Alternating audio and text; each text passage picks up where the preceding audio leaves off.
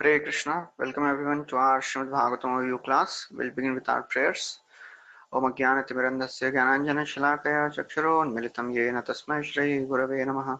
Shri Chaitanya Manovishnam Sthapitam Yena Bhutale Swayam Rupa Kadamahyam Dadati Swapadantikam Vandeham Shri Guru Shri Yuta Padakamalam Shri Gurun Vaishnavamsha Shri Rupam Sagrajatam सहगणा रघुनाथान्वितं तं सजीवं साद्वैतं सावधूतं परिजनासहितं कृष्णचैतन्यदेवं श्रीराधा कृष्णपादान् सहगणा ललिता श्रीविशाखान्वितांश्च हे कृष्ण करुणा सिन्धु दीनबन्धु जगत्पते गोपेश गोपिकान्त राधाकान्त नमोस्तुते तप्त कांचन गौरांगी राधे वृंदावनेश्वरी वृषभानो सुते देवी प्रणमामि हरिप्रिये वाञ्छाकल्पतरुभ्यश्च कृपा सिन्धुभ्य एव च पतितानां पावनेभ्यो वैष्णवेभ्यो नमो नमः नमो विष्णुपादाय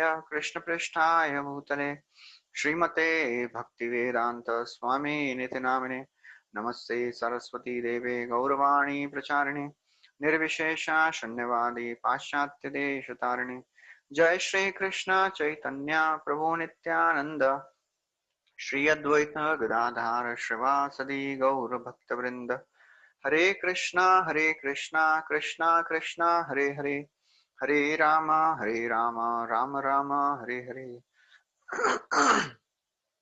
Hare Krishna. Welcome everyone.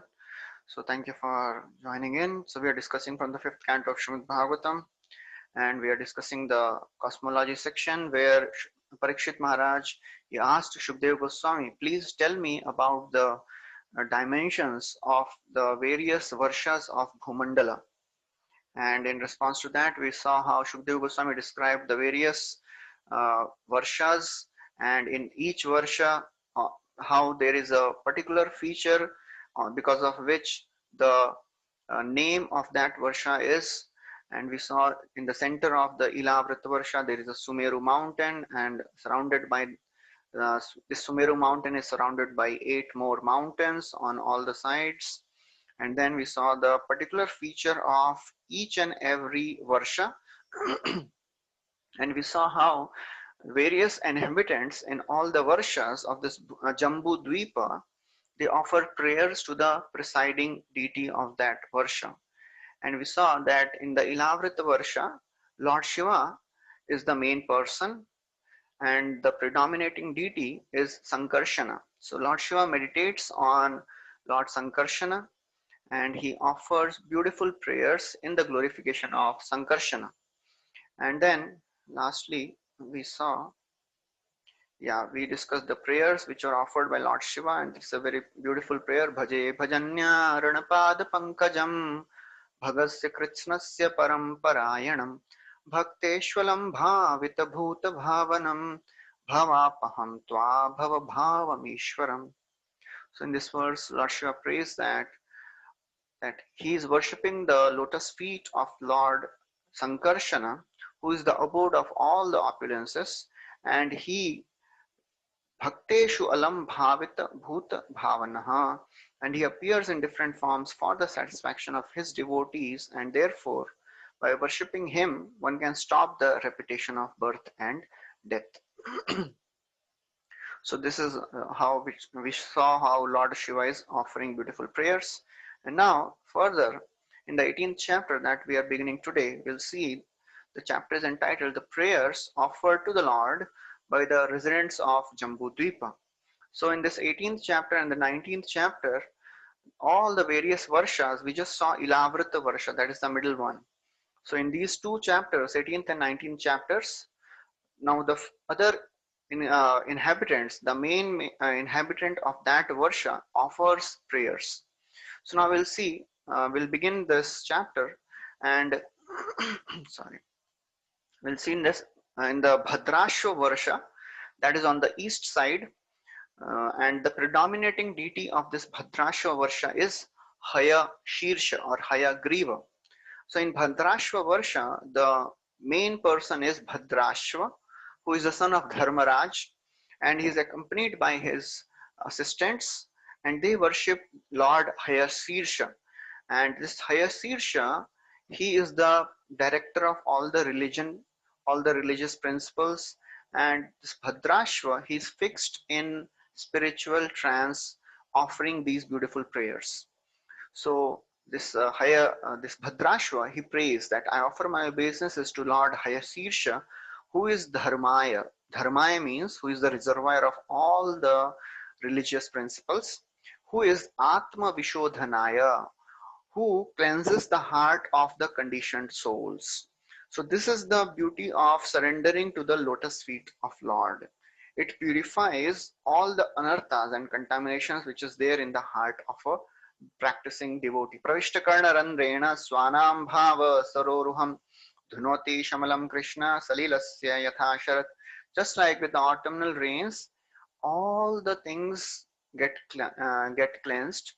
Similarly, when the sound vibration of the Supreme Lord enters the ears, all the contaminations of the heart becomes purified. And Prabhupada writes, the people, the conditioned soul, they are mudhas, they are foolish. They do not understand that if they want to purify themselves, they have to take shelter of Lord Vasudeva, because that is the only way. There is no other way to get purified in this material creation. And Prabhupada writes that this life is not meant for blind indulgence in sense gratification, because sense gratification is available in all the species of life. So Prabhupada quotes this fifth canto verse, Tapo divyam putraka yena sattvam shuddhet yasmat brahma sakhyam tvanantam. If you want to purify our existence, then you have to practice the austerity. And what is the austerity we have to follow? One time Prabhupada was in a morning walk in Vrindavan, and there was one disciple, and he was not wearing slippers. So Prabhupada asked him, why are you not wearing slippers? So this devotee said, Prabhupada, this is Vrindavan. And Vrindavan, Krishna was not wearing slippers. So therefore, I am also not wearing slippers. Prabhupada said, there are already enough austerities. Don't add new one. The only austerities we have to practice is to follow the regulative principles seriously and sincerely, and chant the holy names attentively with all our focus. That is the biggest tapasya we have to do. Otherwise, sense gratification is available everywhere. Sukhamendriyakam daitya dehinam dehayoginam sarvatra labhyate daivad yatha dukkham mayatnatah. Prahlad Maharaj is telling to his friends, my dear friends, sukha, happiness is available in all the species of life. Sarvatra labhyate.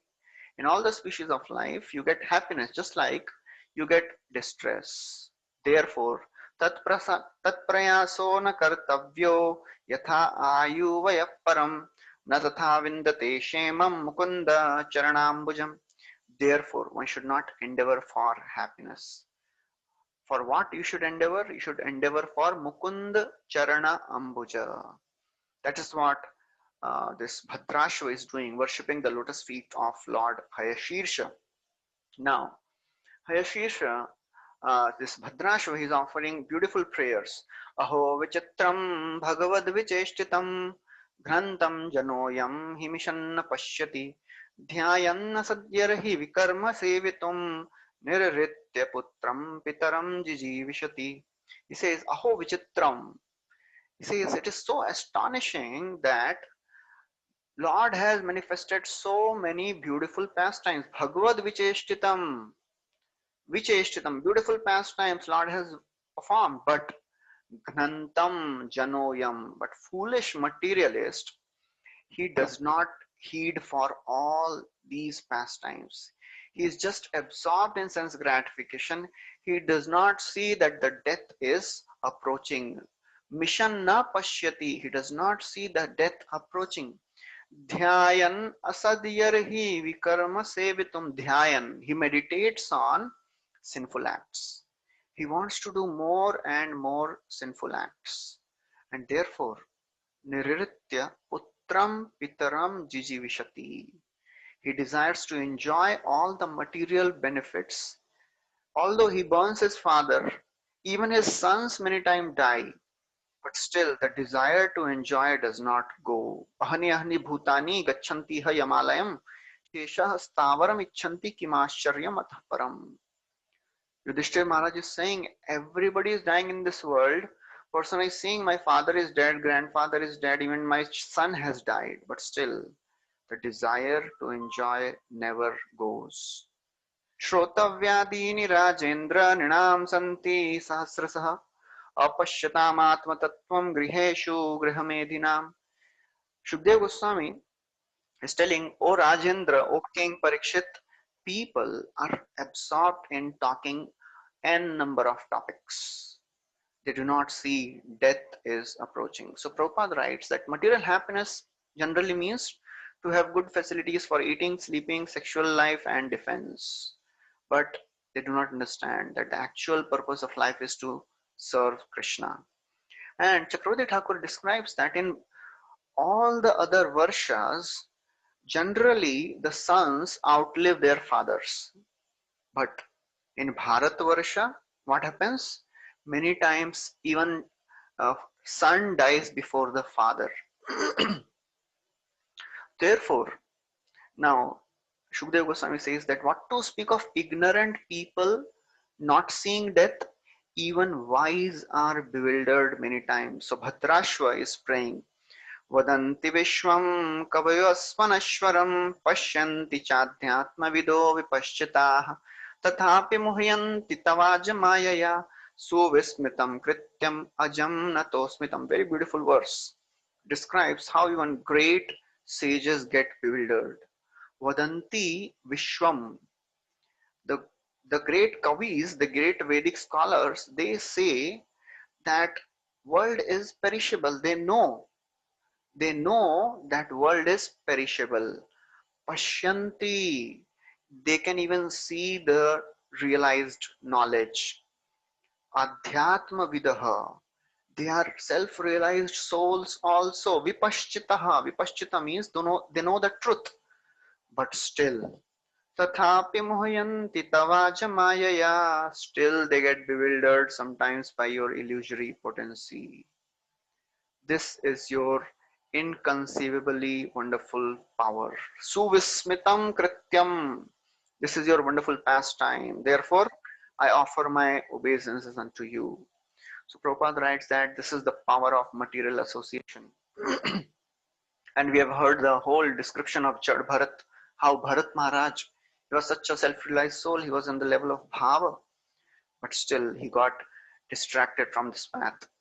Adhyatma vibido vipashchitaha. He was a self-realized soul, but still muhyanti tavaja mayaya. He got bewildered by the illusory potency of the Lord. So therefore, Prabhupada writes, no one should think of himself as liberated person immune to the influence of Maya. Everybody should very cautiously exercise devotional service by rigidly following the regulative principles.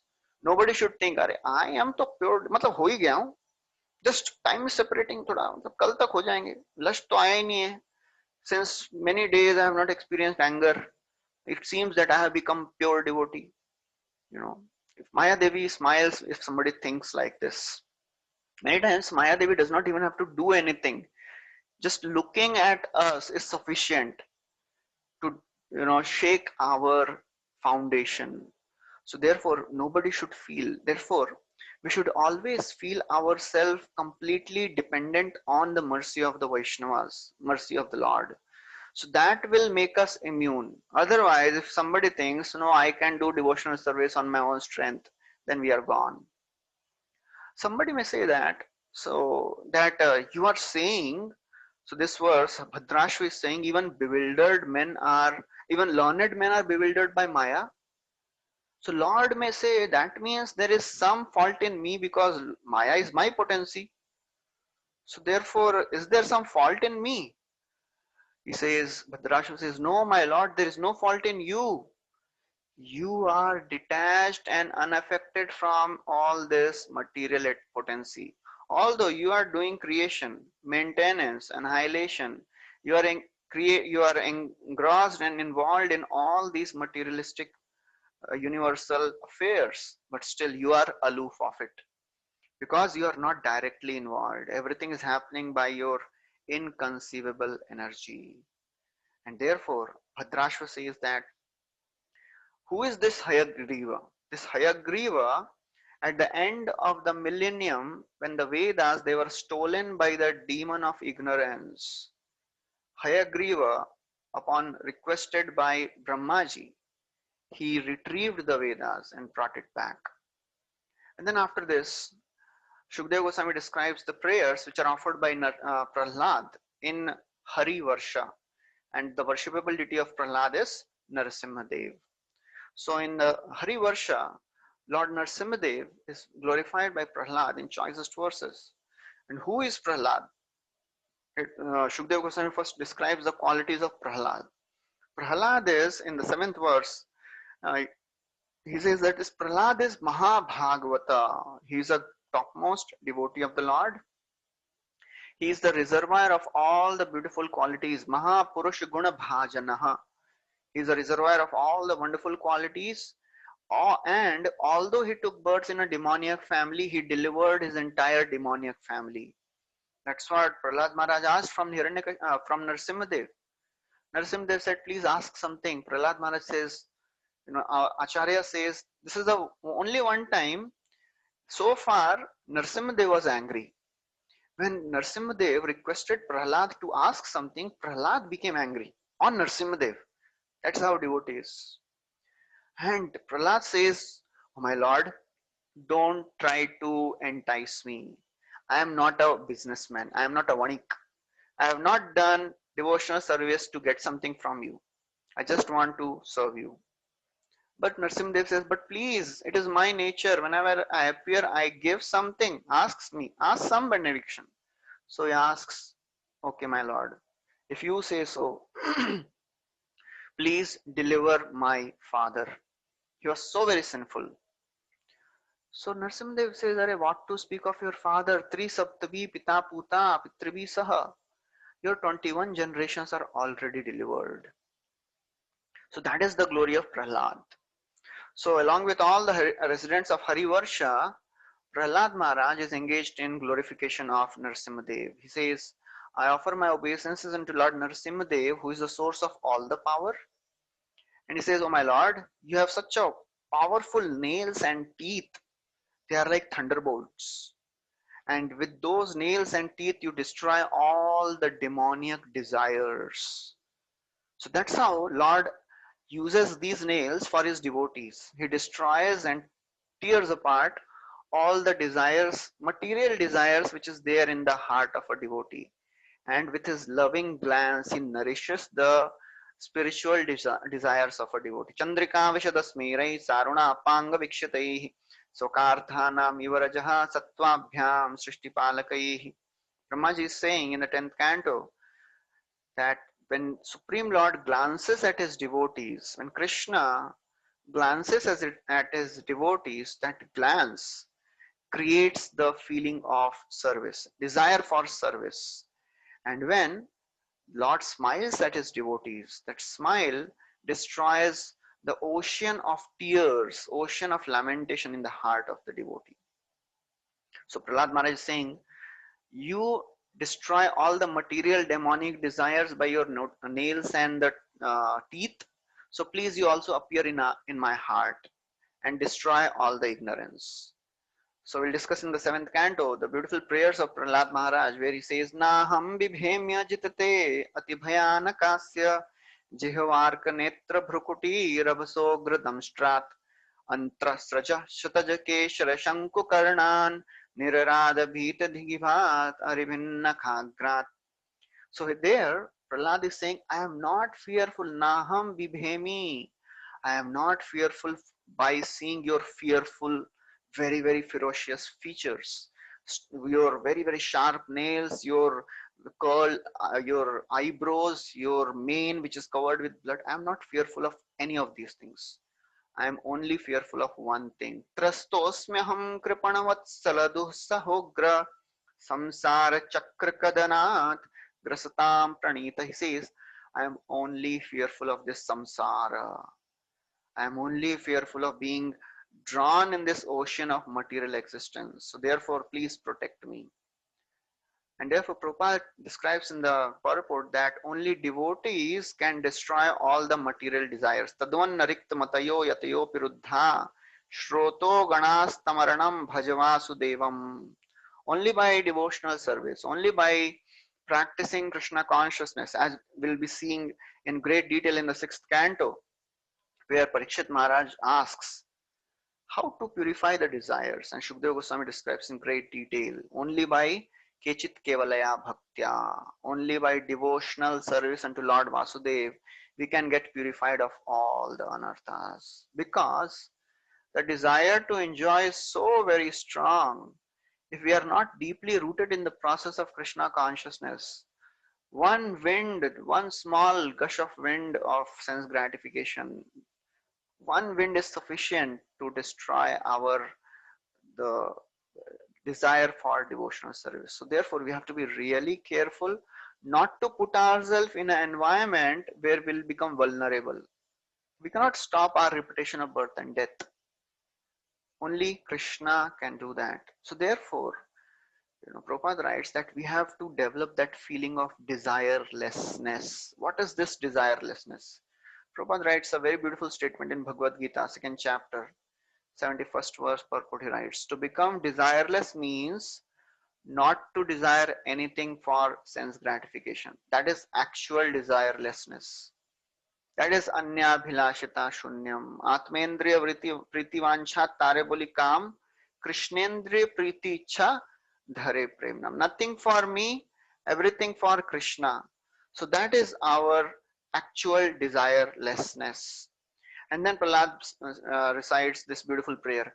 Swastyastu vishwasya khalah prasidatam dhyayantu bhutani shivam mitho dhiya manasya bhadram bhajata dadokshaje aveshyatam no matirapya hetuki. He says, Swasti astu, may be good fortune unto throughout the universe. Vishwasya. So that is the mood of a devotee. Devotee is not just interested in his personal welfare. Swasti astu vishwasya. May good fortune come on all over the universe. Khala prasidatam. May all the envious person be purified, be pacified. Dhyayantu bhutani.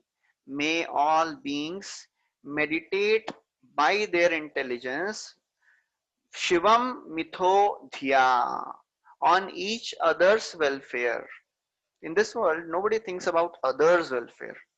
Everybody is thinking of his personal welfare. Either, Prabhupada writes, either it is personal sense gratification or extended sense gratification. But Prahlad Maharaj is praying that everybody should actually think of the others' welfare. And then Manasya bhadram bhajata dadhokshaje. May the mind become calm by the practice of devotional service unto Lord Adhokshaja. Aveshyatam no matirapya hetuki. And may our minds be absorbed in the ahetuki devotion, unalloyed devotion unto the Supreme Lord. So therefore, Prabhupada writes that devotees are interested in others' welfare. They are vancha kalpataru. And Prahlad Maharaj is a typical Vaishnava, Prabhupada writes. Prahlad Maharaj is a typical Vaishnava. What is the typical about a Vaishnava? He does not pray for himself. That's why when we come in front of the deities, we should first pray for other devotees. And then in the last, we should pray for ourselves. When we pray for other devotees, then actually Lord looks at us. Who is this person who is praying for my devotee? Because we should not think, I am a devotee. Krishna should look at us, look at me. So therefore, Lord is more pleased when we pray for others. That's why Prahlad Maharaj also says that there are many great sages. Prayana Dev Munayo Swavimukti Kama Maunam Charanti Nijane Naparartha Nishtha. There are many great sages who do not think of others' welfare. They just are engaged in their own liberation. But devotees, they are not like that. So anyone who takes to Krishna consciousness, he takes all the pain and all the effort to bring others to Krishna. That's what Prabhupada did. Otherwise, what was the need for him to take all the trouble to go from Radha Damodar temple to the uh, all the sinful places of America? He was living in so very sinful places. Why? To give Krishna to everyone. So that is the desire for of a pure devotee. He only thinks of others' welfare. Swasti astu. Swasti astu means let there be good fortune unto all the people, even though they are envious. There are two types of envious living entities: snake and envious people. Snake can be controlled by mantras and herbs. It can be pacified, but envious person can never be pacified. So therefore, envious person is more dangerous than even a snake. That's what Prabhupada writes. And then Radha Maharaj prays another beautiful prayer.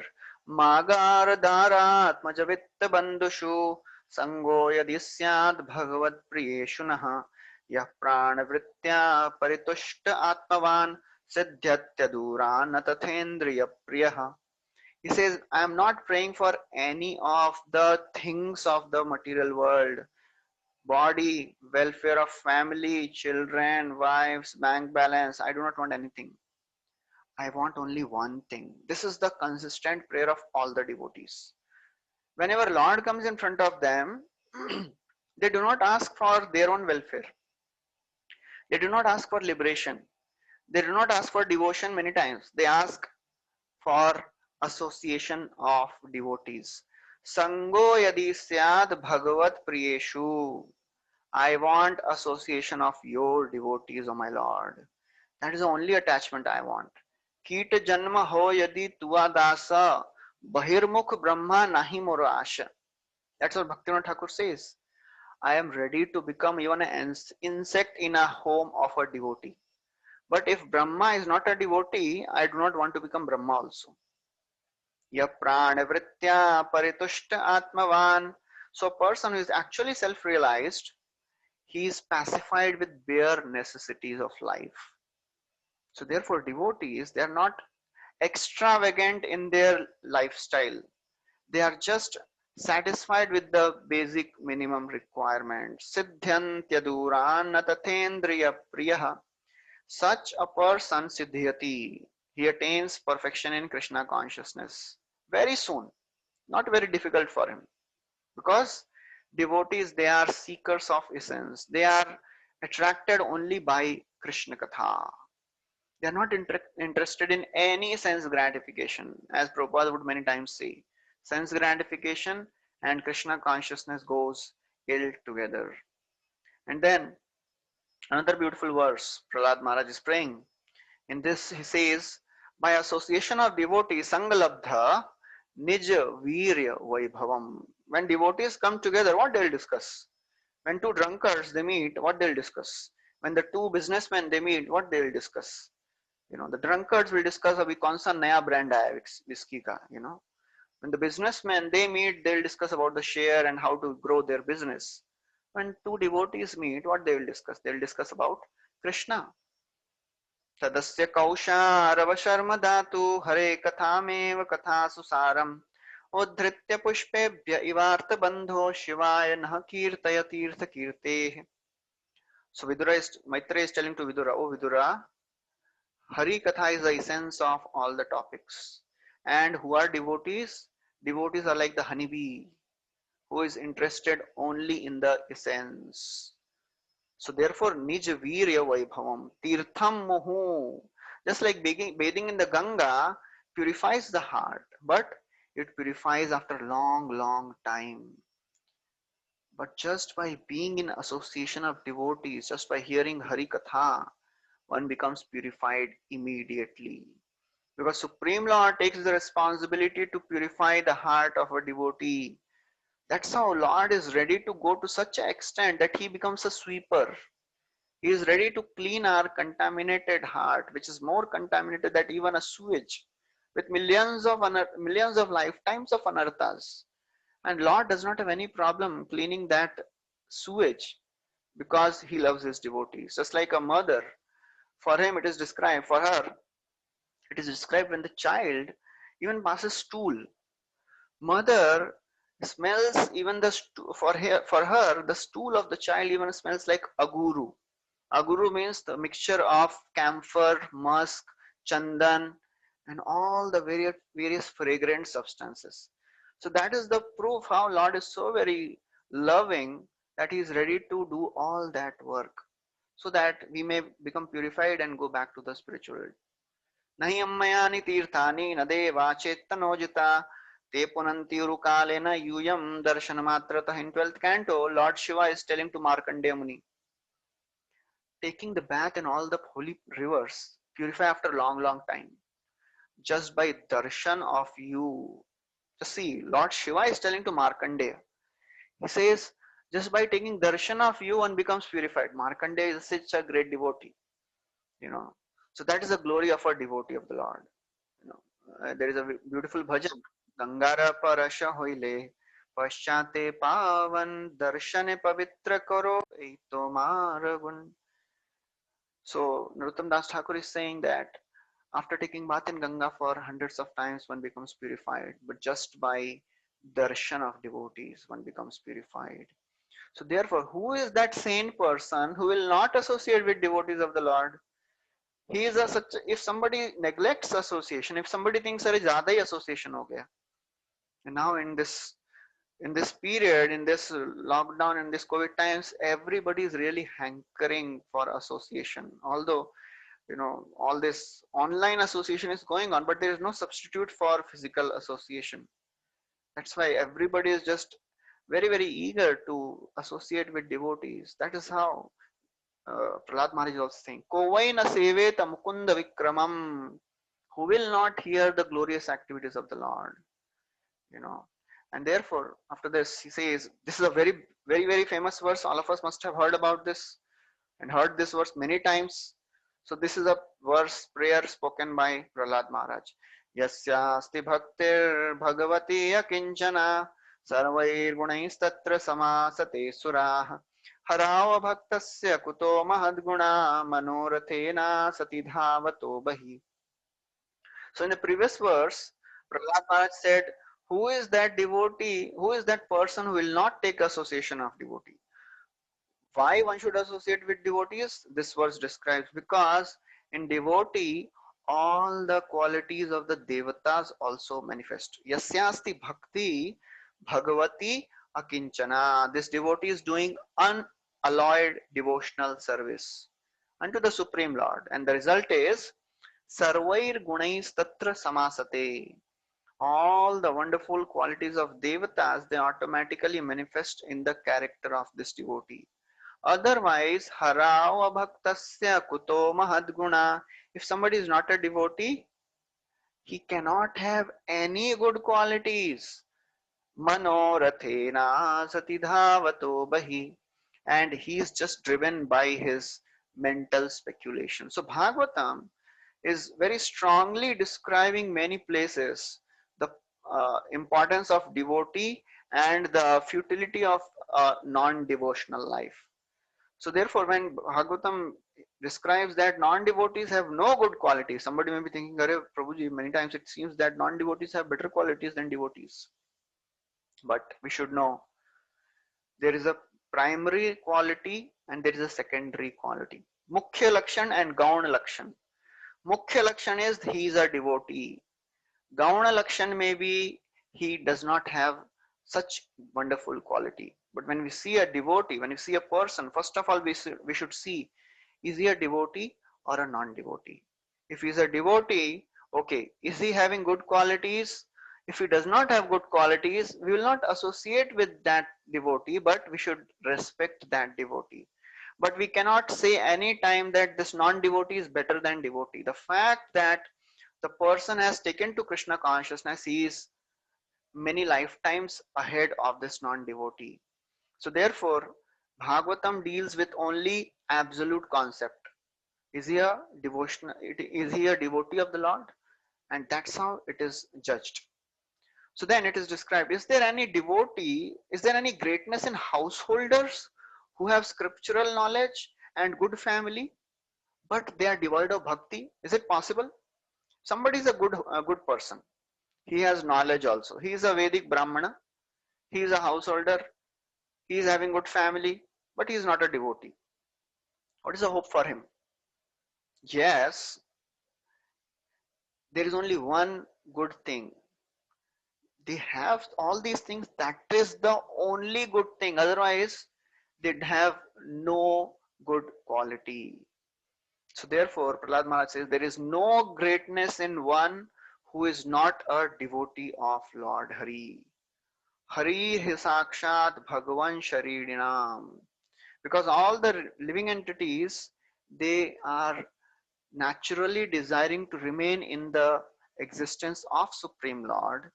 Just as the aquatics desire to remain in water, living entities' natural condition is Jivera Swarupa Hoy Krishnera Nityadas. If somebody leaves this natural position and tries to go out of the water, he tries to leave the service of Krishna, he will not have any happiness. So their happiness is just like the happiness which a young couple has. The young couple, they are so very attracted by the beauty, even by the clothes and the ornaments of the beloved. The young couple is attracted. But when the couple grows old, there is no attraction which is left. So therefore, Chakravarti Thakur writes that a person who rejects the Lord and wanders in this world, sorry,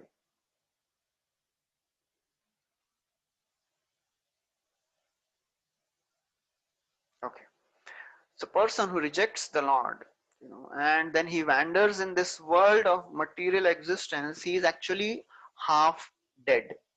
Just like a fish, when it is taken out of the water, it is already half dead. So therefore, there is no good quality, there is no greatness in a person who is not a devotee.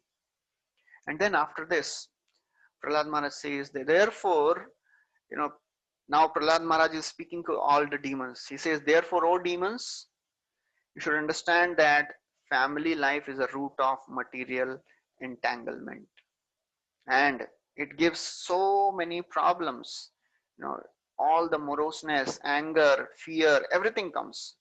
So it is better to give up the so-called family life and take shelter unto the lotus feet of Lord Nrsimhadev. What does this mean? That does not mean, okay, we have to give up our family, but we should have to give up the mentality of possessiveness. Namo kinchana vittaya nivritta gunavrittaye. We have to become akinchan in our mentality. Everything belongs to Krishna. My wife, my children, my family, relatives, bank balance, everything should be used in the service of Krishna. And then after this, Shukadeva Goswami describes the prayers which Lakshmi Devi offers in Ketumal Varsha. The predominating deity of Ketumal Varsha is Kamadev. And Lakshmi Devi, she is worshipping Kamadev with beautiful prayers. So in Ketumal Varsha, Lord stays as Kamadev along with Lakshmi, and he stays there to please Samvatsara, who is the Prajapati there. So this Samvatsara has sons and daughters who are the predominating deities of day and night. Sons are the predominating deities of the day, and daughters are the predominating deity of the nights. And therefore, how many sons he has?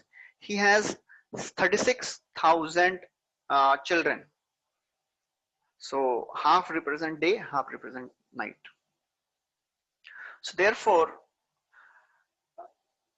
Lakshmi Devi, she is praying to Lord Kamadev. Before that, Shukadeva Goswami describes the beauty of Lord Kamadev.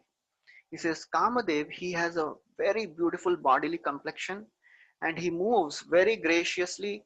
His body is adorned with all the various ornaments and he has a very beautiful eyebrow and he pleases goddess of fortune with his transcendental senses. During the day, it is described that Lakshmi Devi, she is accompanied by sons of the Samvatsara, and at night she is accompanied by the daughters. And in this way, she is always absorbed in devotional service of the Lord by offering a beautiful mantra. She says, let me offer my obeisances unto the Supreme Lord, who is the controller of everything, who is the enjoyer, who supplies all the necessities of life to all the living entities. He is the source of five senses, mind, all the elements, and all the cosmic manifestation is coming from him. Lord Kamadev, he is the husband of all the living entities. He supplies all the requirements to all the living entities. And therefore, the purpose of all the Vedas is to satisfy him. And then he says, actually, women of this world, they worship you for husbands, but they want husband to satisfy their senses. They are in illusion because such a husband is himself not eternal. He cannot protect the wives. Only you, O my Lord, you are the supreme husband of everyone. So Prabhupada writes, only real husband of all the women is Krishna.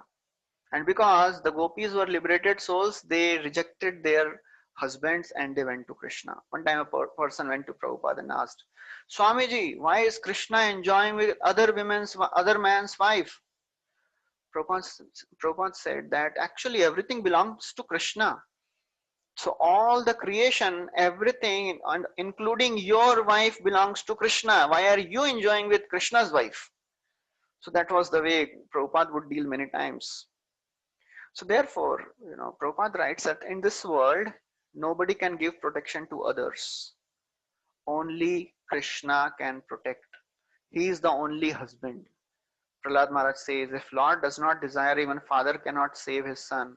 Doctors cannot save patient, and he says, Balasya Sharanam Pitarao Narsimha, and even a boat cannot take a person across this ocean if you don't desire, O my Lord. And then Lakshmi Devi says, who is a real husband? A real husband should be fearless. Who can be fearless? Only Lord is a supreme fearless person. Therefore, he is worthy to give shelter to everyone. All the other living entities, they are under the fear of material existence. And therefore, Prabhupada writes that nobody in this world, they actually know the ultimate goal of life. Nate vidu swartha gatihi Vishnu. They do not know that Vishnu is a supreme swartha. If we want to be selfish, we have to be selfish in a right way. Highest and most beneficial selfishness is to be selfish for Krishna. And then Lakshmi Devi she describes wonderful thing. She says that people in this world, they worship you and they worship even me for material benefits.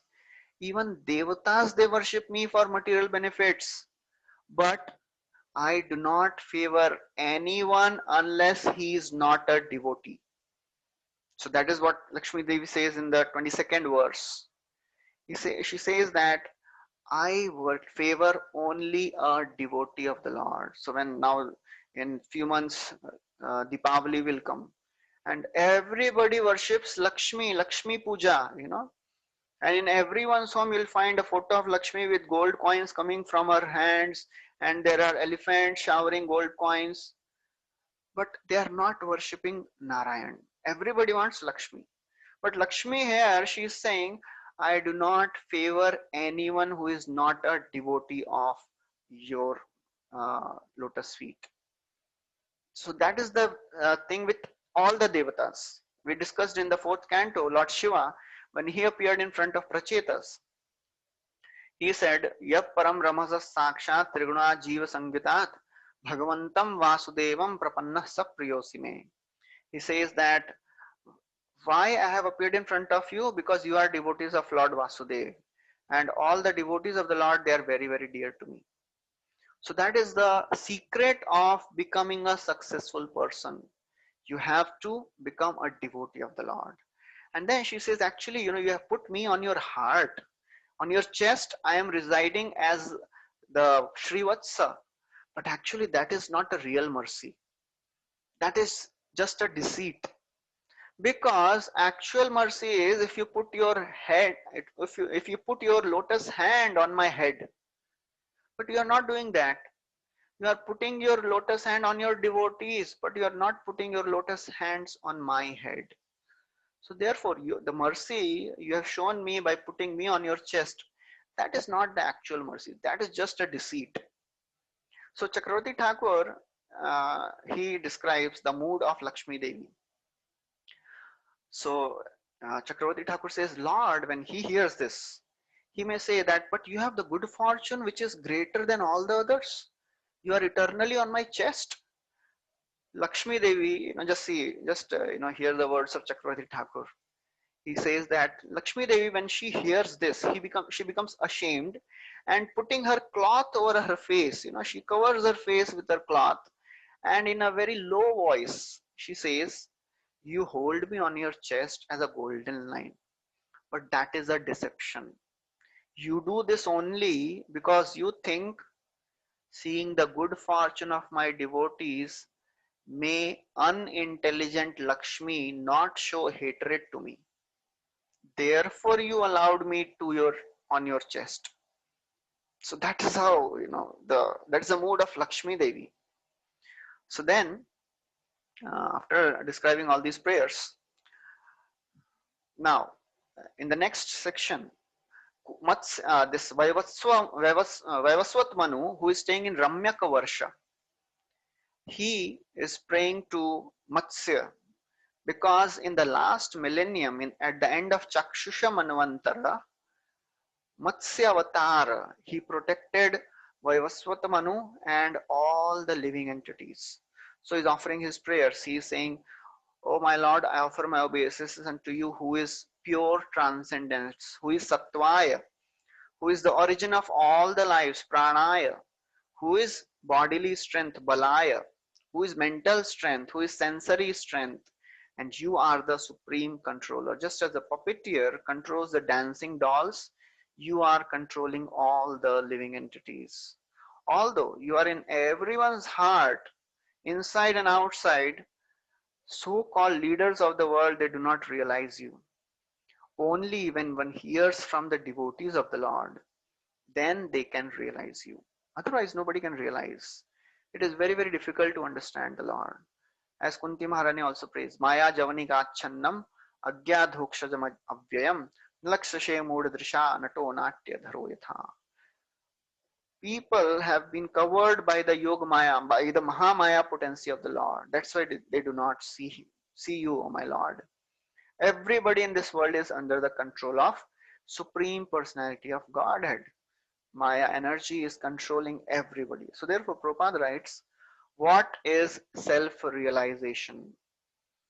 Prabhupada says self-realization means to understand one's subordinate position in relationship to the Lord.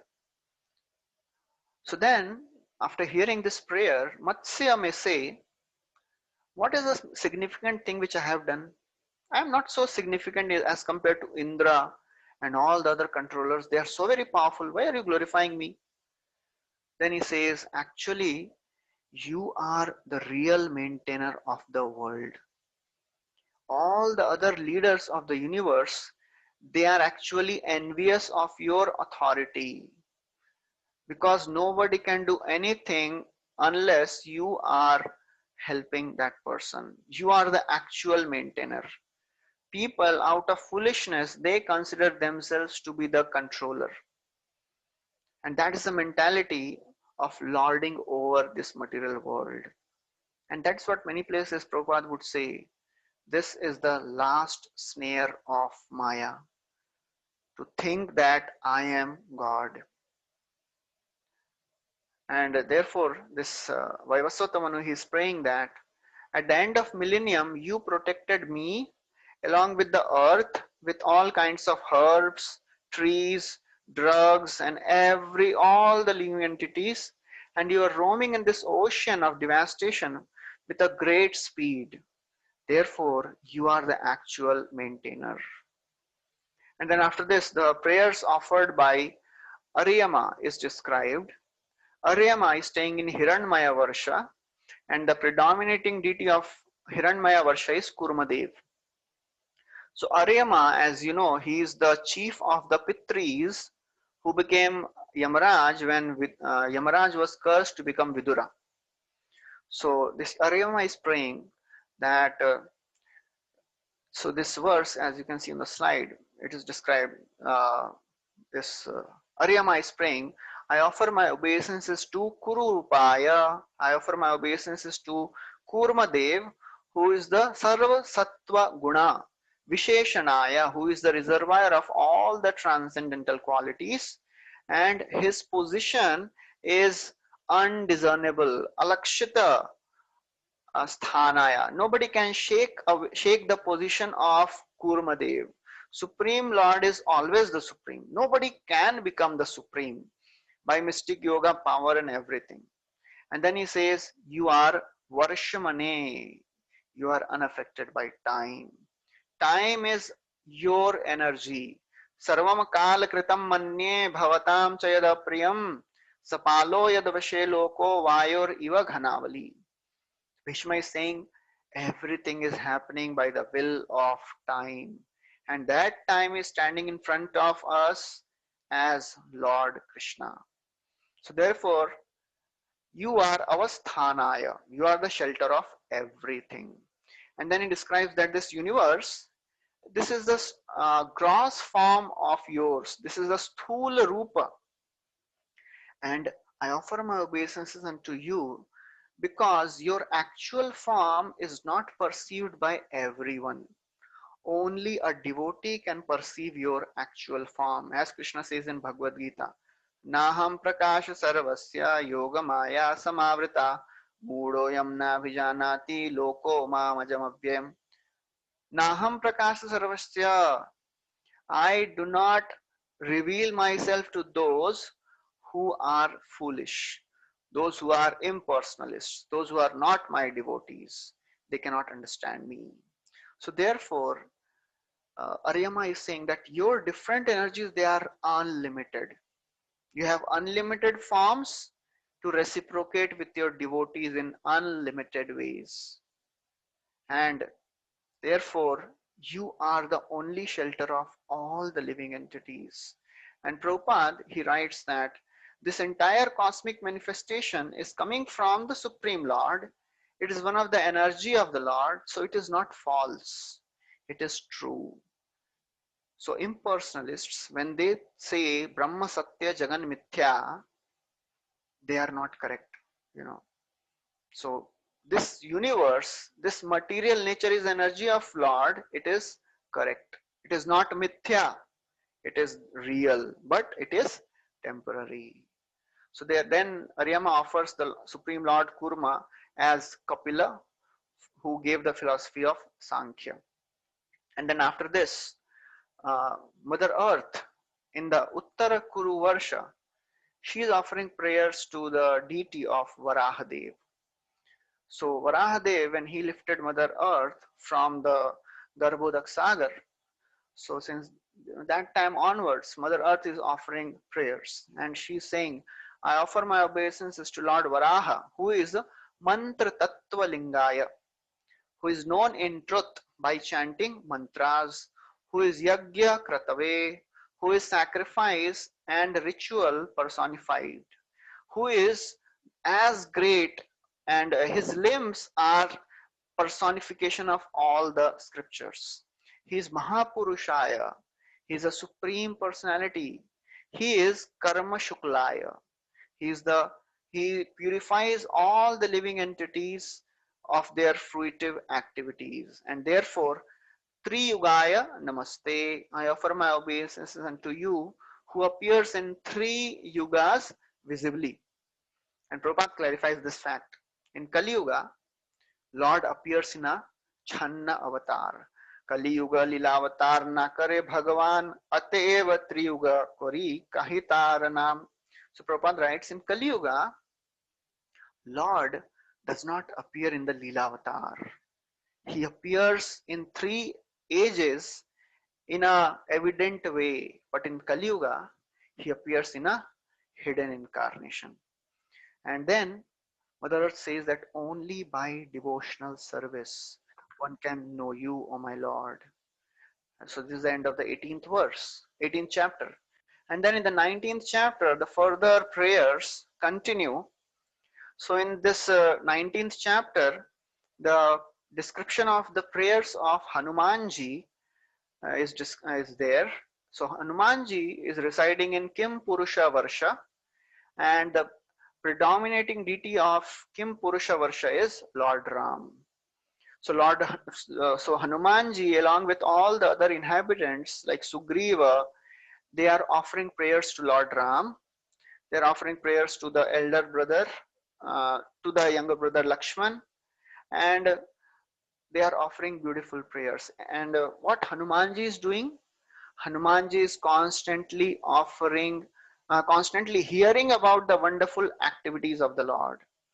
These activities, they are sung by Gandharvas, headed by Arshtisena. Arshtisena is the chief person in this Kim Purusha Varsha. So he offers beautiful prayers, and Hanumanji is constantly hearing those prayers. What is the prayer which is offered by Hanuman and by this Arshtisena? I offer my obeisances unto the Lord. Om Namo Bhagavate Uttama Shlokaya. Uttama Shlokaya means the Lord who is glorified in selected verses. Then Nama Are Lakshana Shila Vrataya. Supreme Lord Ram has all the good qualities of advanced personalities. And Nama Upalakshitatmanaha. Lord Ram is completely in control of his mind and senses. And then Upasit Lokaya, he is worshipped by all classes of living entities. And after this, very wonderful thing is described by Hanumanji. He says, Namaha Sadhu Vad Nikashanaya. Just like a stone is used, a particular type of stone is used to judge whether an ornament is real or false. Similarly, when Lord Ram exhibits some qualities, that quality becomes bona fide. The quality reaches perfection when it is displayed by Lord Ram. So that is a wonderful thing which is described here. Generally, people, they become uh, uh, famous when they have some qualities. But Lord Ram, when he exhibits few qualities, that quality becomes glorified.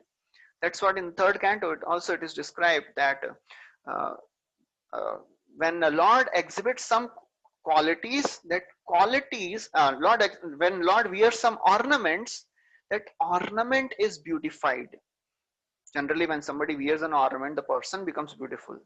But when the Lord wears some ornaments, the ornaments are beautified. Param padam bhushana bhushanangam. So bhushana bhushanangam. The ornaments become glorified. So Namah Brahmanya Devaya, you are worshipped by all the Brahmanas, you are Mahapurusha, and you are the King of Kings. And then he continues the prayer. He says, I offer my obeisances unto Lord Ram, who is Vishuddha Anubhava Matramekam. His form is transcendently pure, and he is the one without a second. Swatejasa Dhvasta Guna Vyavastham. By his personal spiritual potencies, he is untouched by all the material modes. He is not seen by material eyes. He is only seen by pure consciousness. He has no material form. So therefore, Prabhupada writes, he quotes the verse, Ramadi Murti Shukalani Amena Tishtam. Supreme Lord is Shuddha Sattva, Vishuddha Sattva. So Lord Ram is also a Vishnu Tattva. Prabhupada clarifies here. Lord Ramchandra is as good as Krishna, Ramadi Murti Shukala. So that's what Prabhupada writes. And then Hanumanji is praying that Lord Ram, he descends in this world to teach all the mortal beings. And when he descends, his purpose is to teach the principles of religion, as Krishna also speaks, Dharma Samsthapanarthaya.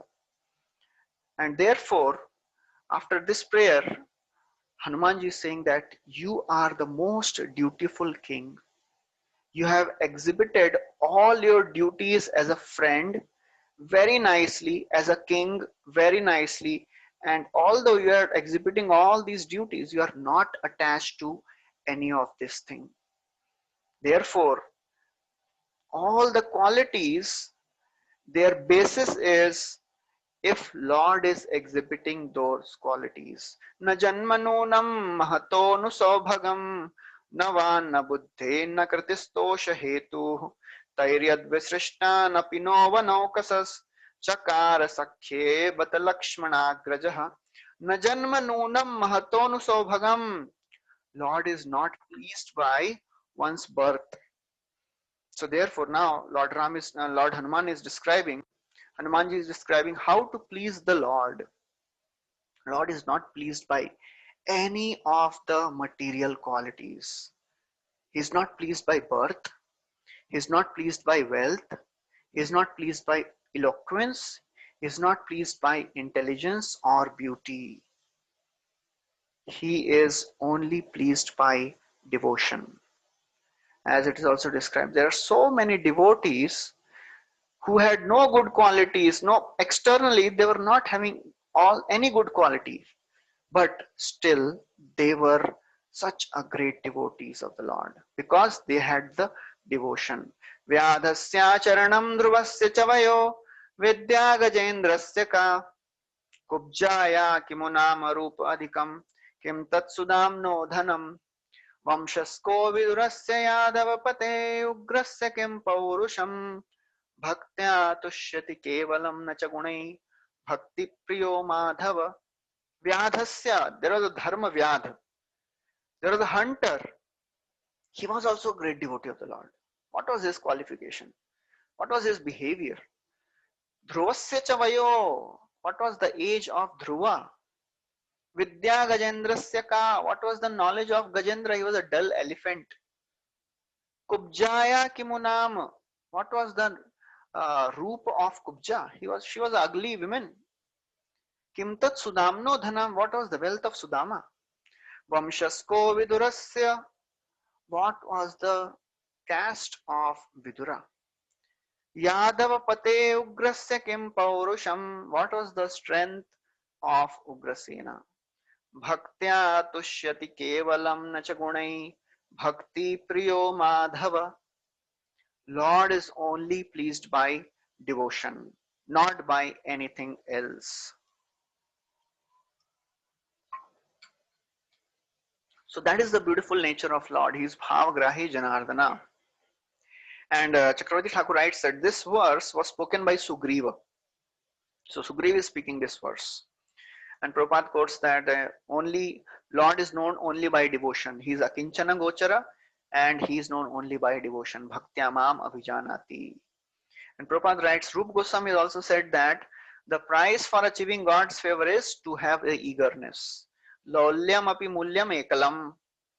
So then in the 8th verse, it is described that Ram is pleased only by little service. If somebody offers very little service, but with a sincere heart, Lord becomes pleased.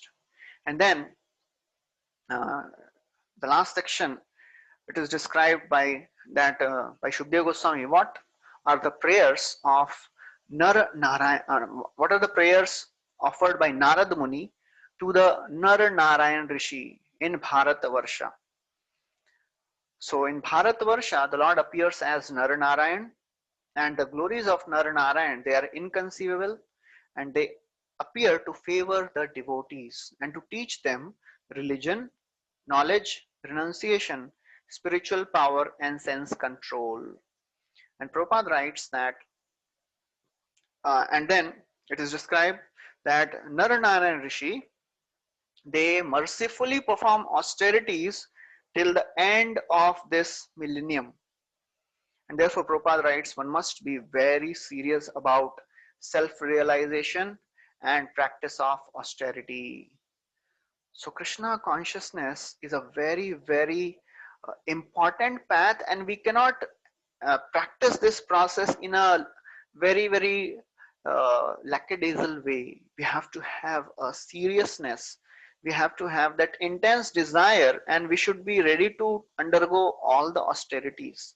Nayam deho deh bhajam loke kashnan kaman arhati vid bhujam ye tapo divyam putraka yena sattvam shuddhe dasmad brahma saukhyam tvanantam. Shabdev is saying, oh my dear sons, everybody in this world gets some happiness.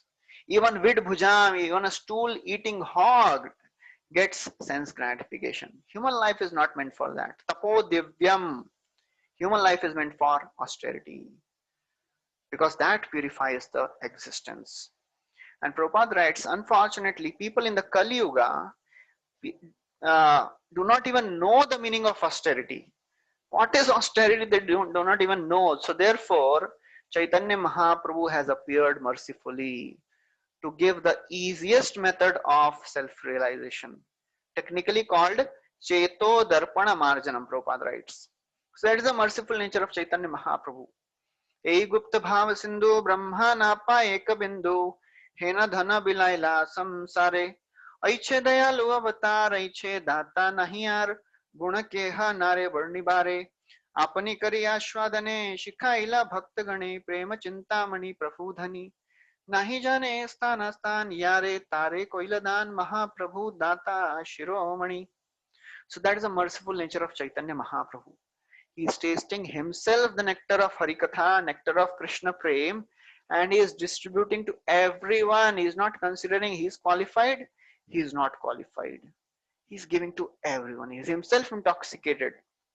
When a person is intoxicated and you beg from him, he does not know isko 5 rupees dena hai ki 500 dena hai. He can even give 2000 because he is intoxicated.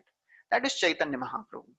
So therefore, he has given the easiest path of practicing the chanting of Hare Krishna mantra. If we are not able to do that also seriously, then there is no hope.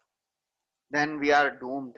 So this simple process of chanting seriously, attentively is the only way by which we can cross this ocean. We can make our life successful. So then Narada, he offers worship to Lord Naranarayan along with all the inhabitants of Bharatavarsha. At the same time, he teaches to Savarni Manu, who is the eighth Manu.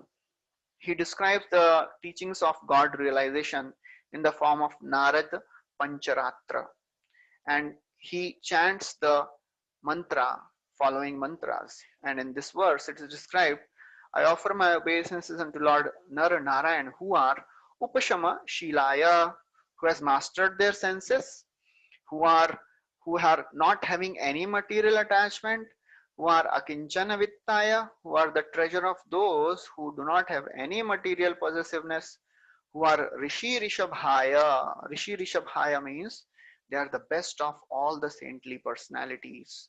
They are the spiritual master of the Paramhamsas. Paramhamsa, Paramagurave. They are the spiritual master of all the Paramhamsas. And then Narad Muni says that Supreme Lord Naranarayan, he, although is engaged in this universal creation, maintenance, and annihilation, so almost everybody offers this prayer for sure. Everybody recognizes that Lord is the creator, maintainer, and destroyer of everything, but he is unattached. He is not attached to all these material creation business. He's just a witness of everything. Everything is done by his energy. So therefore, Lord, although he's engaging in so many contradictory things, but he is not affected. Karmani hasya bhavo bhavasya te durga shrayothari bhayat palayanam kalatmano yat pramadayutashramam svatman rate khidyati dhir vidamiha. Although Lord does not have anything to do in this world, but still is engaged in all these activities. Bhavo abhavasyate, although he is unborn, he takes birth.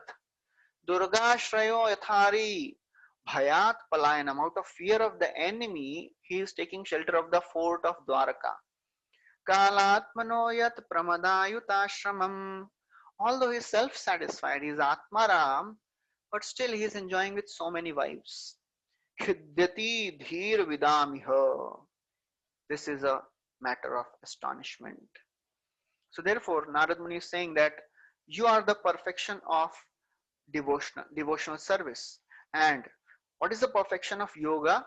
Perfection of yoga means to place our mind unto your lotus feet with devotion. That is liberation. What is liberation? To fix the mind unto the Supreme Lord's lotus feet. Muktir hitvan natha rupam swarupena vyavasthiti. And then Narad Muni says that fear of death disturbs people who are attached to their material bodies. Those who are attached to their material comforts, those who are kam lampata, when death comes, they become fearful.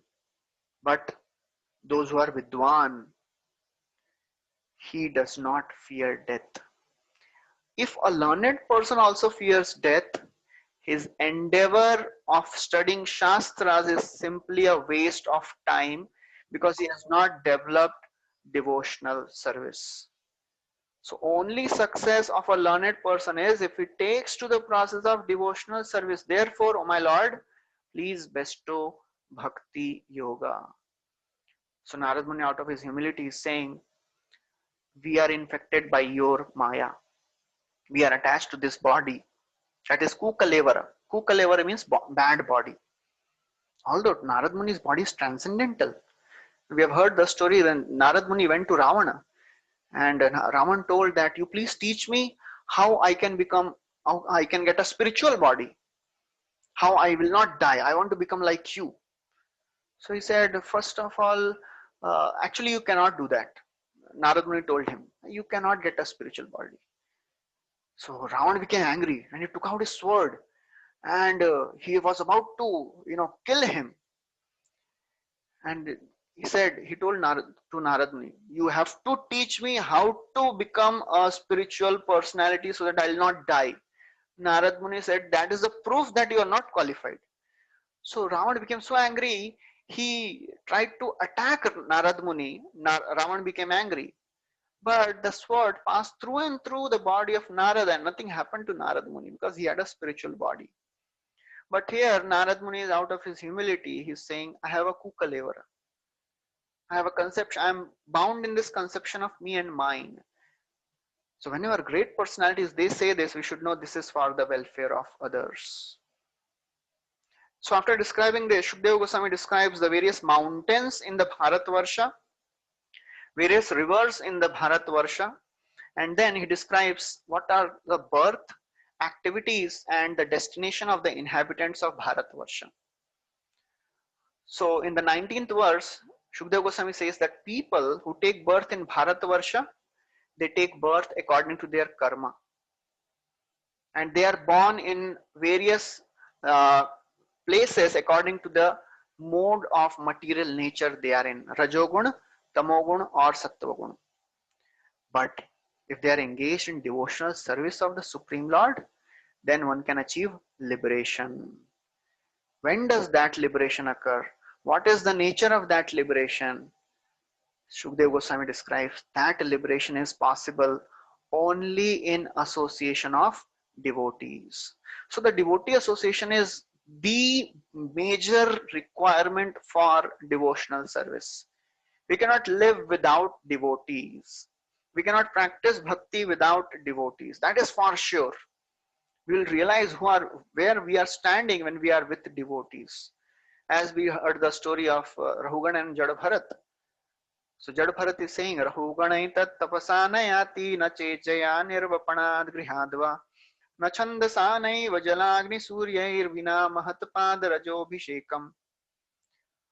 Only by smearing the body with the dust of the devotees of the Lord, one can attain liberation.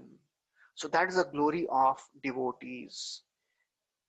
So even Raghunath Das Goswami, he is saying that I am in separation of Rupa Goswami, Sanatana Goswami, Jiva Goswami.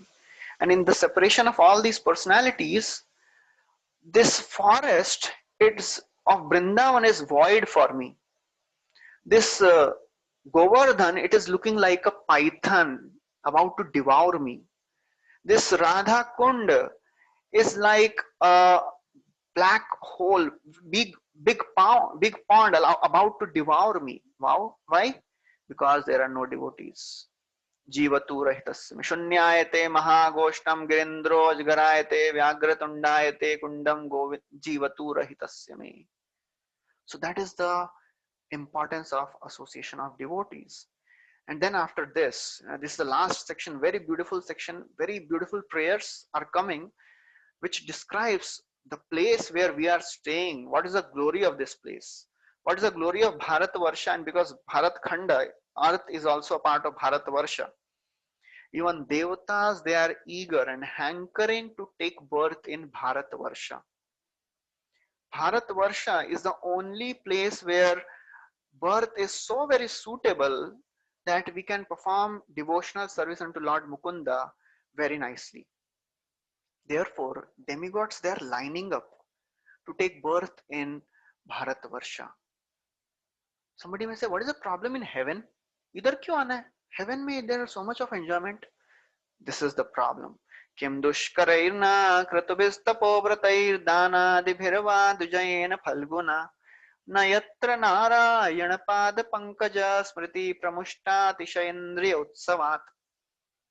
They are saying, the demigods are saying, what is the use of performing dushkara, all the difficult sacrifices, kratubhi, all the tapa, vows of austerity, vrata, dana dibhir, so much charity we have given, dujayena phalguna, and because of this, now we have attained a residence in heaven. But now after reaching here, we have realized there is one problem here. What is the problem in heaven? Nayatra narayana pada pankaja smritihi. In heaven, there is no remembrance of the lotus feet of Lord Krishna. Why? Atishaya pramushta atishaya indriya utsavat. Because there is so much of sense gratification in heaven that we cannot even think of Krishna. That is the problem in heaven. इतना सुख है, अतिशय इंद्रियों का उत्सव चल रहा है. Festival of senses is going on. We cannot even imagine the extent to which you can enjoy in heaven. Here we have a limited capacity to enjoy with our senses. We can eat limited. We can have, enjoyment with our senses, with our skin in a limited way. But in heaven, there is unlimited enjoyment. Therefore, the demigods, they are praying, they are hankering to come to earth, Bharatvarsha. What is the other problem in Bharatvarsha? What is the other problem in heaven? They say, in heaven we have to do lots of tapasya, but one shana, one moment spent in Bharatvarsha is better than one kalpa spent in Brahmaloka. Kalpayusham sana jayat punarbhavat sanayusham bharata bhujayo varam shanena martyena kritam manasvinaha sanyasya sanyanti abhayam padam hareh. He says, the demigods, they are praying, kalpa ayusha, even if somebody lives for one kalpa in Brahmaloka, what is the result?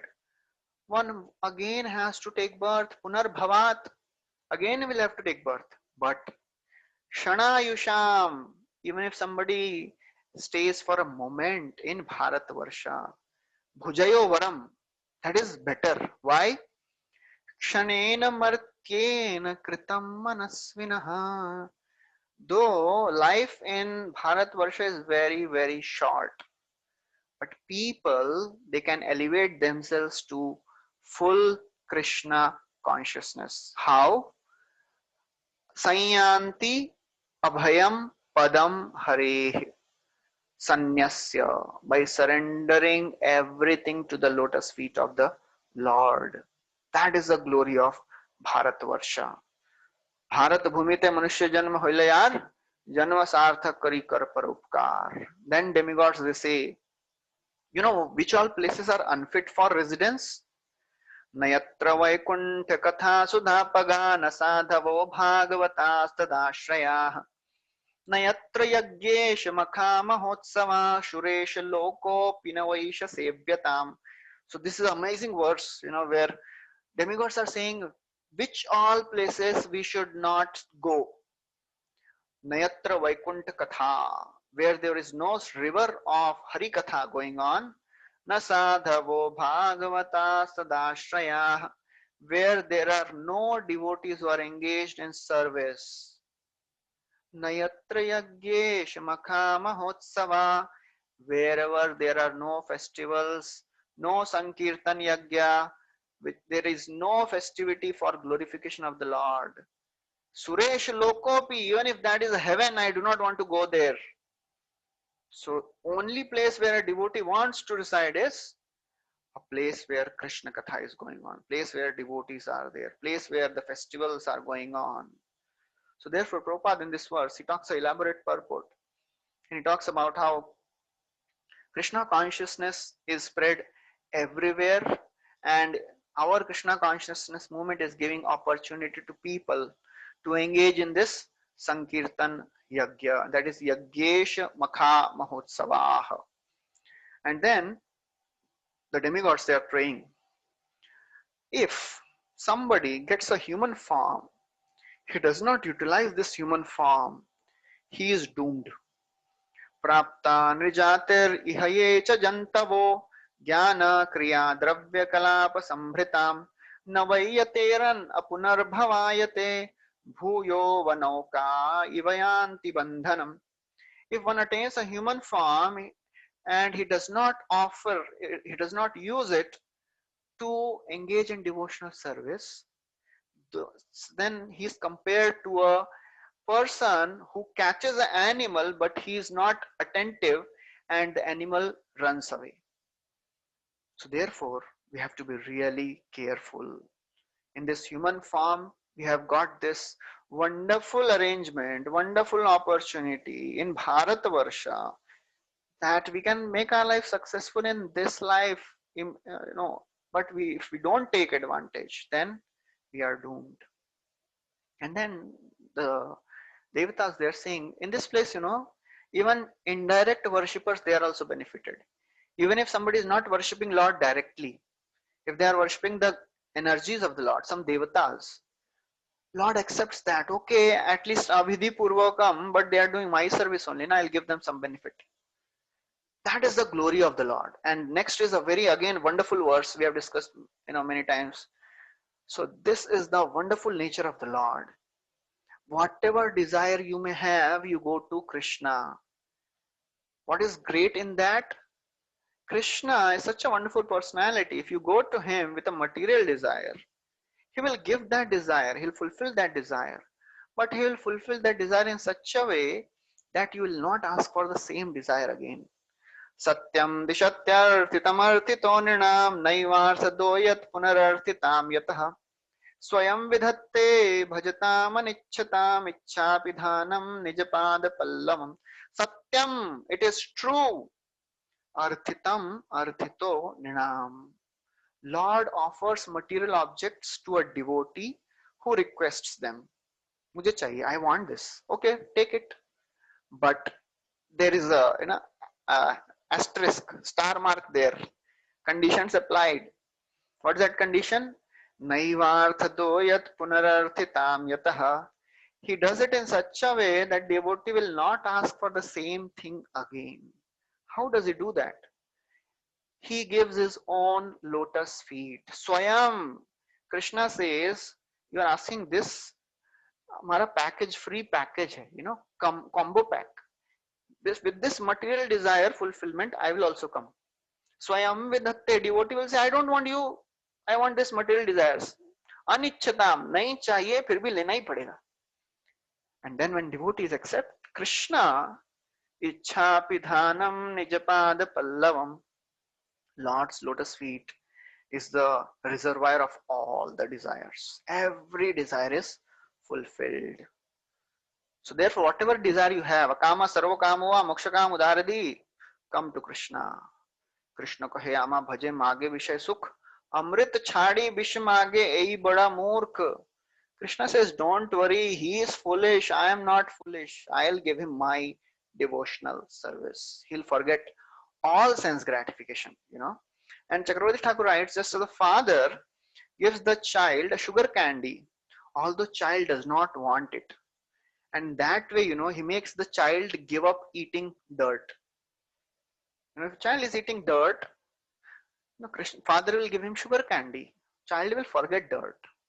So that is the way Krishna deals with its devotees. And then they say that demigods, they are saying our merits here in heavenly planets, they'll be over one day. After this place, where do we want to go? No, you want to take birth in Bharatavarsha. If we have any pious credit remaining, we discussed day before yesterday. After coming from heaven, they go to all the other varshas. But the devatas, they want to take birth in Bharatavarsha. Why? Here they can remember the lotus feet of Lord. So this is the end of the prayers of all the residents, and this is the last two verses. In this, Shukdev Goswami describes that around this Jambu Dvipa there are 8 islands, and if you see very clearly, very closely, there are 8 islands are Swarna Prastha, Chandra Shukla, Avartana, Ramanaka, Mandara Harina, Panchajanya, Simhala and Lanka. So 2 words are familiar, Lanka and Ramanaka. So Ramanaka island is the place where our Kalia resides. And Lanka everybody knows. So the Lanka of our Sri Lanka, that is not the Lanka where Ravana was living. And Lord Ram didn't build the bridge from Rameshwaram to this Lanka. Lord Ram built the bridge from Rameshwaram to this Lanka, which is there. You can see on the southern direction of this slide.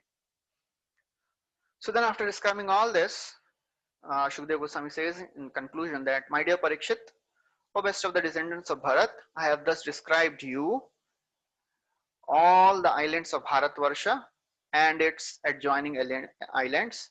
These are the islands that constitute Jambu Dvipa. So this is the end of the 19th chapter. Thank you very much. We'll stop here. Hare Krishna, Srila Prabhupada ki jai, Granth Srimad Bhagavatam ki jai. I think there are some questions.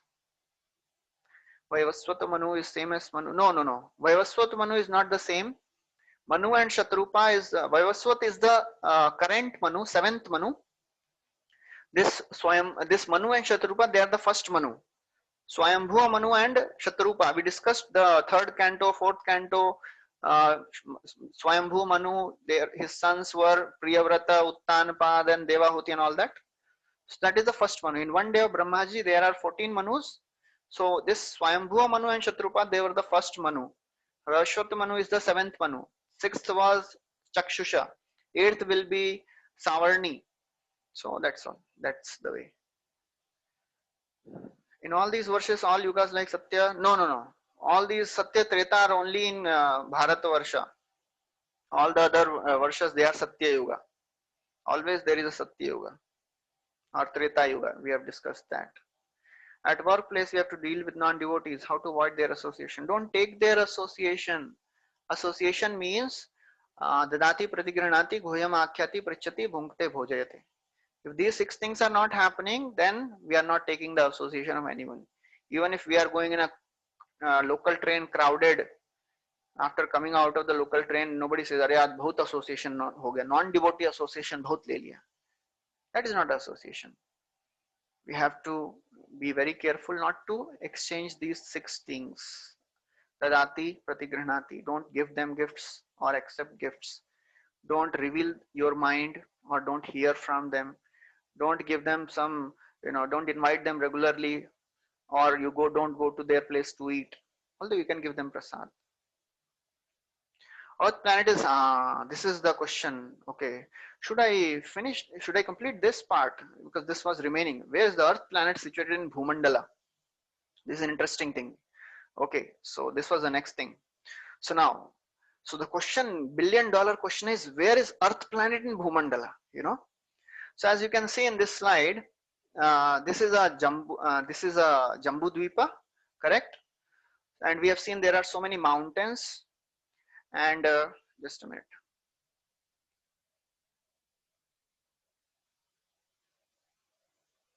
Okay, let's start the pointer. Yeah. So here you can see these mountains are there, and these are the mountains which are dividing this whole Jambu Dvipa. This is whole Jambu Dvipa, and these are the mountains which are dividing this Jambu Dvipa into 9 varshas, and the lowermost varsha is Bharat Varsha.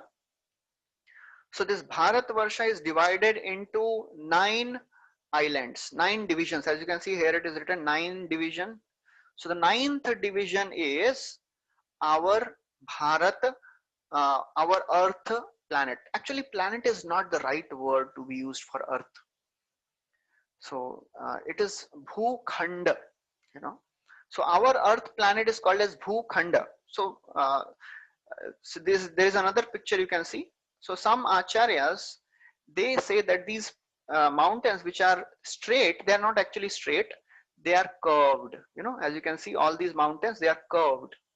So in this, accordingly, so these are the straight lines, as you can see, 9 divisions. So these 9 divisions are put in a curved form here, and this ninth division is our Bharat Khanda. So Earth planet is called Bharat Khanda, and this whole thing is called Bharat Varsha. Now this is another slide which will make you give you more better vision. So this is what we saw. You know, this is Bharat, whole Jambu Dvipa, Bharat Varsha, and now in this you can see this ninth division is put as a sphere. This is what is our Earth planet. So this is another picture to describe the same 9 divisions, you know. So this starting from here, this is a first one, then second, third, fourth, and this ninth one is this Earth. So this is when you are looking from above the Jambu Dvipa. Now, when you look from the side, this Jambu Dvipa, this ninth planet, ninth division looks like this. So actually our Earth planet is attached to the Jambu Dvipa with a column of some substance which is not yet clarified by uh, acharyas. That's why in the South Pole, you know, there are no flights which go through South Pole, and they are not able to find why this happens. So it seems that there is some connection with the Jambu Dvipa. There must be a connection, you know, because planet is not revolving. So that is opposite, you know, as we have heard that the Earth revolves around the sun. It is not like that. Earth is a stationary thing, and we'll see in further discussions what is the actual position of the sun and all the other planets. So this is the position of Earth. This is the 8th division. You know, you can see the eighth thing here. So this is 8th. So this is what when you see from the side view, and this is a vision from a top view. So this is our Earth. This is our Earth. Okay, and this is whole Jambu Dvipa, and this is Bharat Varsha. Okay, so this is a thing. Okay, another question is moon, stars are also in Bharat. Acha, acha, that is another discussion. We'll see. That will be more technical. We'll just take that in future. Varahadev lifted the mother earth. No, Varahadev did not lift this mother earth. Varahadev lifted whole Bhumandala. You know, whole Bhumandal was lifted. Okay, I'll just show you one more picture. With this, you can understand. Just a minute.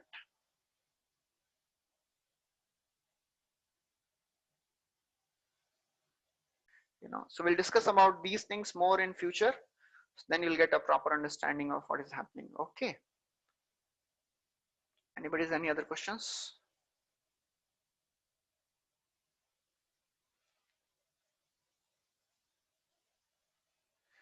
Why we can't see Mount Meru?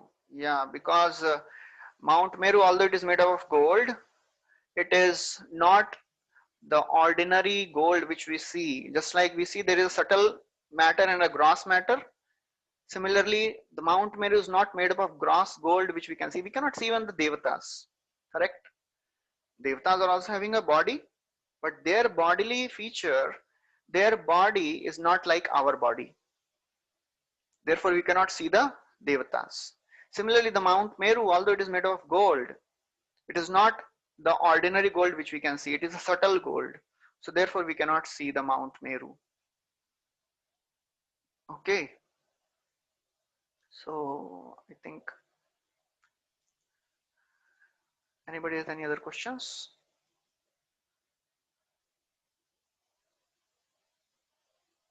No, Chandraloka is the same thing which we can see, but we cannot have entry into Chandraloka.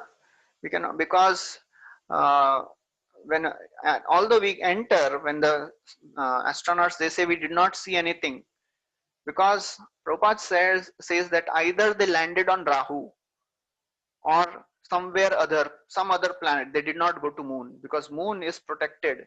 We cannot go to even America without a visa. What to speak of moon planet? So therefore, we cannot go to moon by our physical power. We have to have the access. We have to have the permission of all these residents of Chandraloka headed by Somadeva to get entry. And even if we go, moon planet is made up of condensed water. Just like what is the earth planet? Earth planet is condensed earth. Moon planet is condensed water. And this sun planet is condensed fire.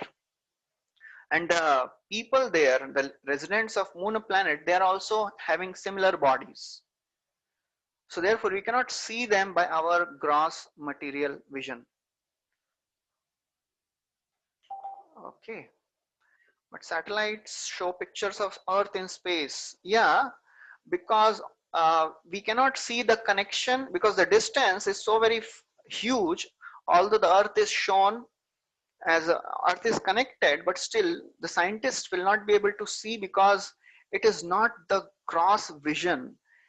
They should have the permission of all the other residents to have that vision, because our vision is limited. We have imperfect senses. We know the four defects: imperfect senses, tendency to get illusioned and make mistakes, cheat others. So therefore, although scientists, they see all the earth in space, but that is not the actual figure which Vedic cosmology describes. So that is what we have to. So that's why, what is this fifth canto? Fifth canto is a phase where a sadhaka is tested for his faith. Do you have faith in the descriptions of Bhagavatam? If yes, then you can enter into the sixth canto, that is called Poshana. That is where Lord describes how he protects his devotees.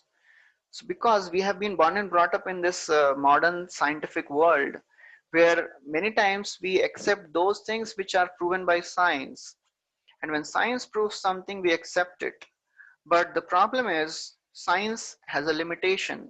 What to speak of spiritual worlds? We cannot see many things of the material world, because all the other varshas will always remain inaccessible for humans. That is there in the scriptures. We humans in our human body cannot access any of the other lokas, other varshas. It is described. I'll tell you one more information.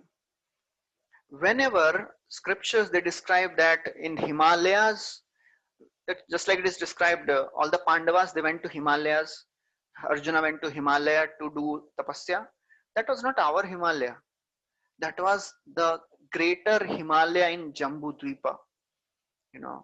So therefore, uh, there is a picture I can just show you what is the actual Himalaya which Bhagavatam talks about. Thank you very much. Hare Krishna. Srila Prabhupada ki jai. Granth Srimad Bhagavatam ki jai.